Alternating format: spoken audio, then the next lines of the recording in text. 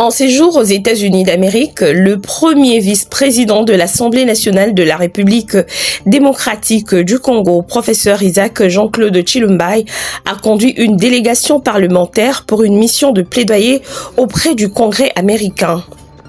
L'objectif principal était de solliciter le soutien des élus américains à la cause de la paix dans la partie est de la République démocratique du Congo et de dénoncer l'agression rwandaise. La délégation a échangé avec des membres du Congrès, notamment le cabinet du sénateur Eric Sorensei sur la diplomatie parlementaire et les enjeux sécuritaires en RDC. Ils ont aussi discuté de la possibilité de renforcer les relations parlementaires entre les deux pays à travers des échanges d'expériences entre commissions. Sous la supervision de Jean-Claude Chilumbai, les parlementaires congolais ont également rencontré des membres de l'ambassade de la RDC aux États-Unis et ont eu des échanges avec la diaspora congolaise pour partager les avancées et les défis du pays, notamment sur la situation sécuritaire et la coopération internationale, comme nous le résume si bien le vice-premier président de la Chambre basse du Parlement congolais.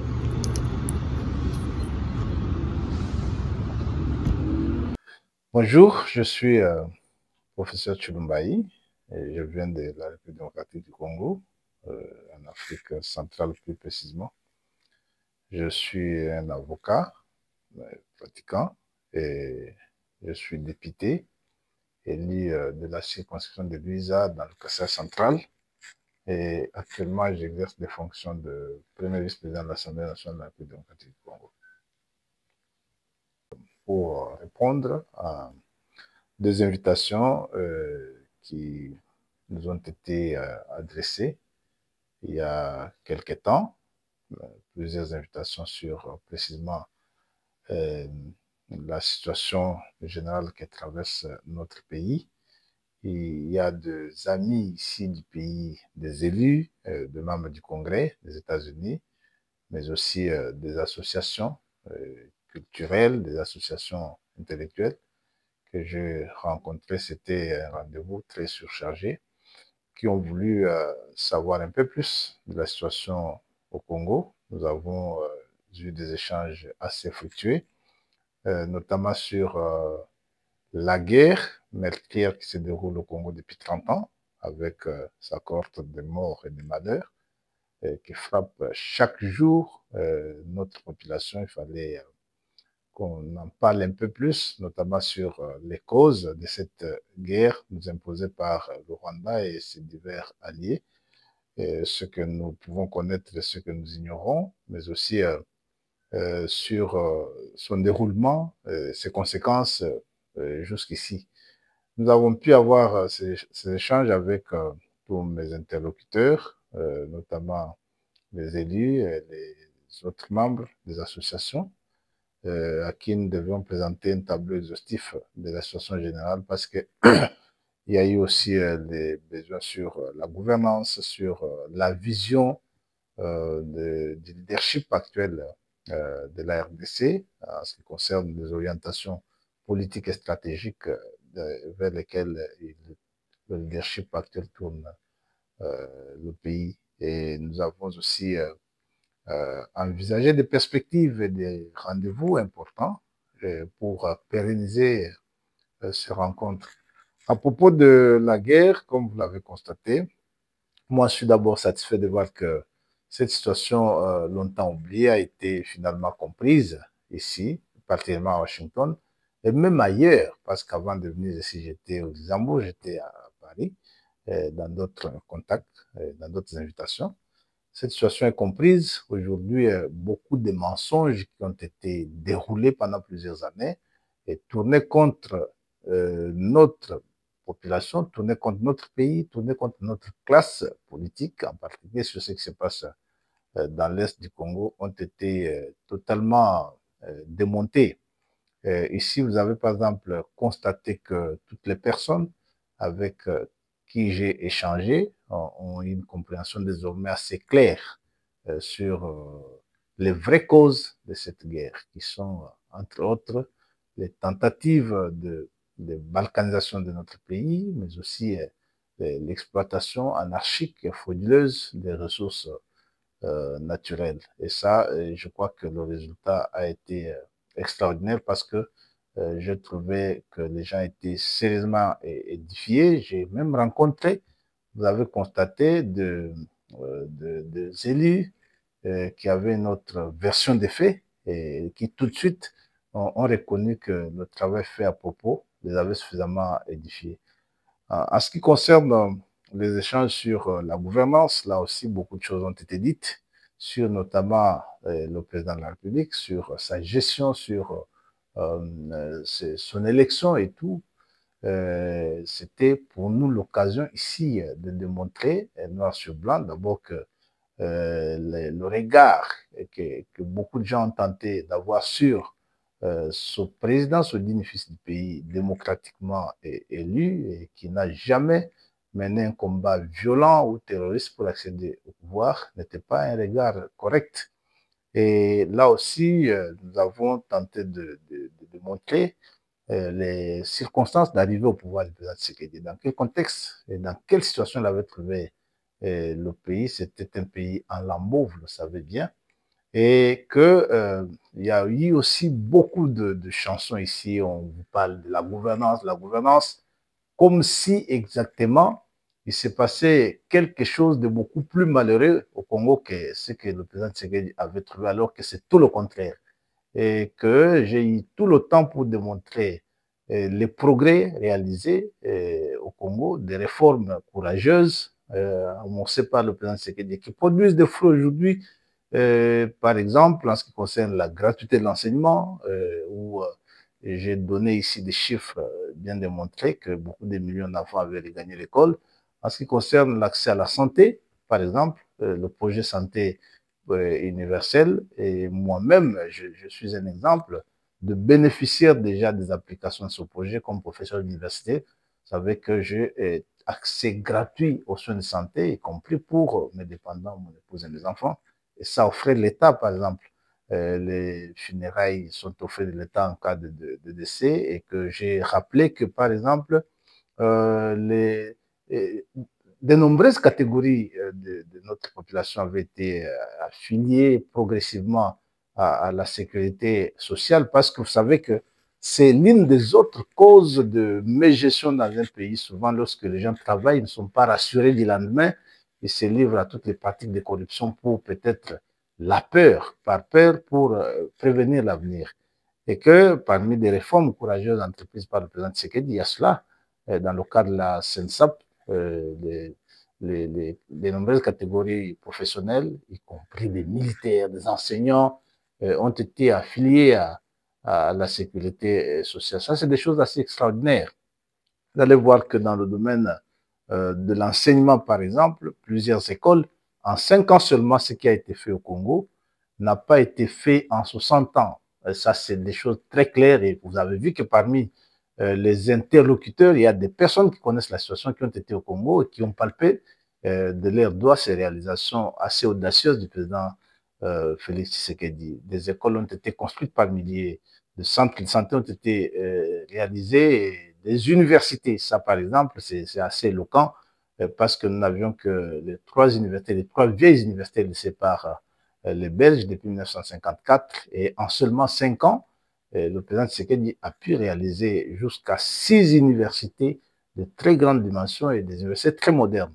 Ça, c'est assez audacieux comme réalisation, comme effort. Et je parlais ici des routes, par exemple, lorsque ils insistaient sur l'enclavement du pays en ce qui concerne les difficultés d'investissement. Aujourd'hui, vous avez vu que la route est en train d'avancer et il sera désormais possible dans quelques mois qui suivent de faire Banana jusqu'à Lubumbashi en voiture et même plus loin jusqu'à Ovira parce que la route Kasomena jusqu'à Kalemi, tout ça est en train d'être faite. Voilà un peu des choses qui devraient être démontrées ici pour rayer d'un trait de plume tous ces mensonges qui ont été racontés. Au plan, par exemple, de liberté individuelle, il y a des gens qui sillonnent les rues de Washington ici partout pour tenter d'affirmer de manière éhontée que le pouvoir du président Tshisekedi, c'est un régime tortionnaire, un régime qui viole les droits de l'homme, qui tue.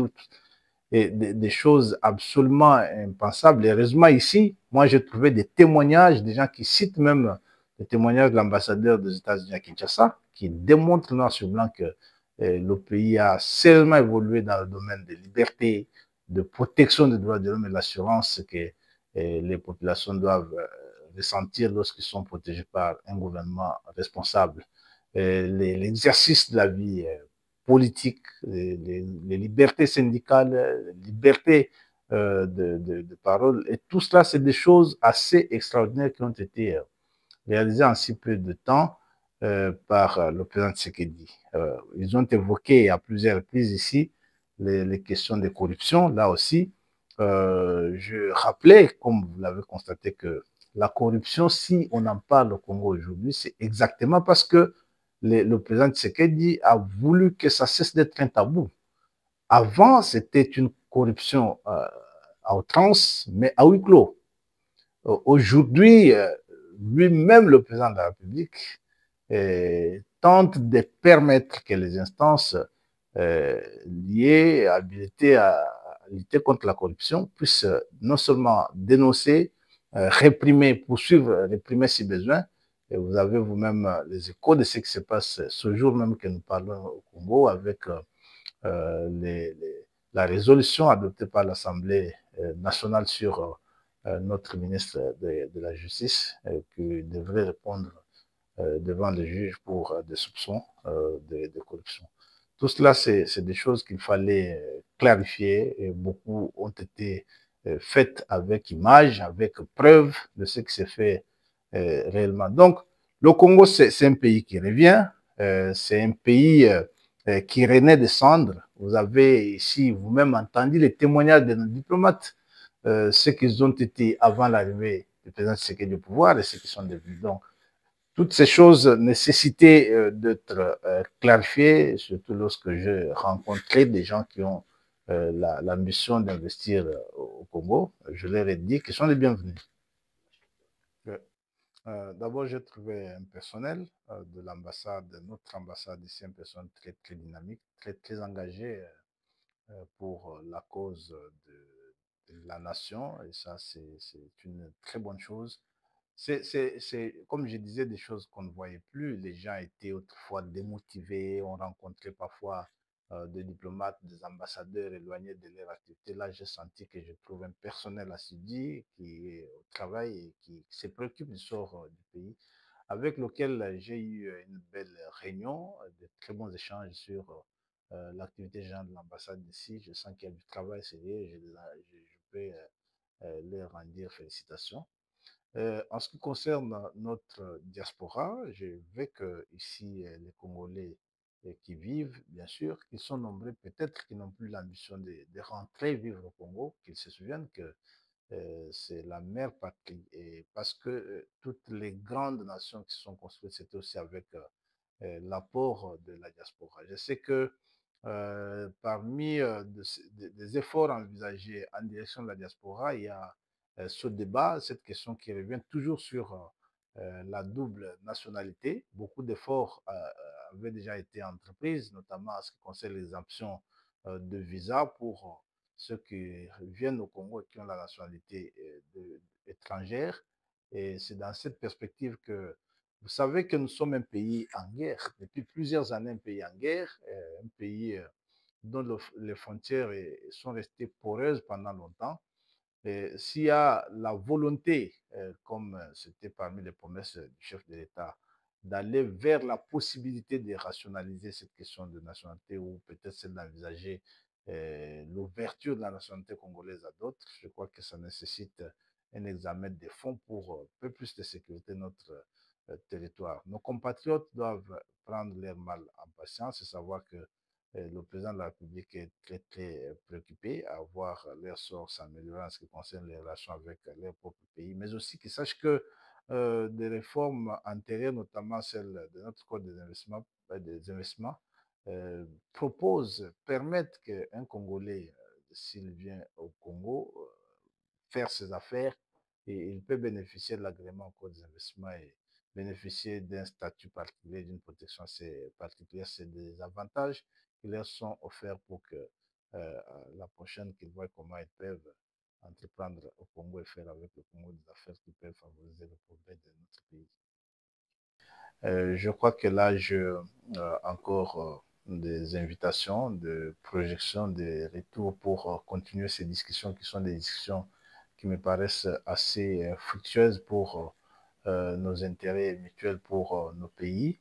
Je suis en train d'harmoniser avec parce que vous avez trouvé que compte tenu du retard intervenu dans mon arrivée, il y a par exemple des membres du Congrès qui s'étaient déplacés par rapport aux dates qui étaient convenues. Nous avons retrouvé notre calendrier pour cela. Je pourrais revenir dès que possible. Ils sont nombreux qui ont prévu aussi de venir à l'Assemblée nationale, de venir au Congo pour rencontrer le président du Sénat, pour rencontrer le président de l'Assemblée nationale, pourquoi pas, le chef de l'État si possible, et que avec eux on a pris certains rendez-vous. Je trouve que c'est un canal qui s'ouvre. Des choses assez importantes ont été dites ensemble. Nous avons prévu de revenir. Il y a déjà cette invitation que tu as vue pour le mois de février prochain pour cette grande activité qui se tiendra ici. Et je crois que je pourrais m'y rendre ou revenir pour y prendre part. Et tout le reste, nous continuons de nous battre pour la stabilité, pour la paix au pays, pour le bien-être de notre population. Ça, nous ne lâcherons pas.